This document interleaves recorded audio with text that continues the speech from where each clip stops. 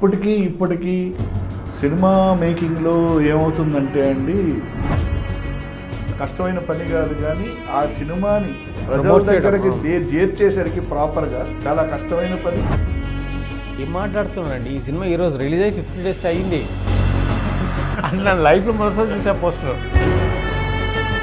మన ఇండియాలో రిలీజ్ అయ్యే ప్రతి హిందీ సినిమా, మలయాళం సినిమా, అటు కన్నడ సినిమా, ఇటు తమిళ సినిమా డబ్ అయ్యి, సో ఇంత ఎక్స్పోజరు ఓటీటీ అనేది ఇంట్లోకి వచ్చేసిన తర్వాత ఈ టీవీలో ఇన్ని ఛానళ్ళు.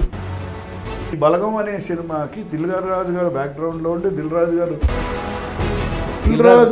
ఉన్నారు కాబట్టి అది జనానికి రీచ్ అయింది. వేసుకున్నారు కాబట్టి చూద్దాం అని వస్తున్నారే కానీ ఆయన ఆ నలుగురు సినిమా తీసినప్పుడు అదే టైం మా సినిమాల్లో మొత్తం డెఫిసిట్ వచ్చి తీసేద్దాం సినిమా అని అనగా, ఇట్లా ఒక సినిమా ఉంది అద్భుతమైన సినిమా అని దాన్ని ఆపుకోగలిగిన శక్తి ఉంది కాబట్టి మీ నాన్నగారు డైరెక్ట్ చేద్దాం అనుకున్న సబ్జెక్ట్, ఆ సబ్జెక్టు ఉంది కానీ ఆ సబ్జెక్టు ఒక గమ్యం లాంటి సినిమాలు అనుకోండి. మళ్ళీ అట్లా సినిమాలు చేపట్టాలి.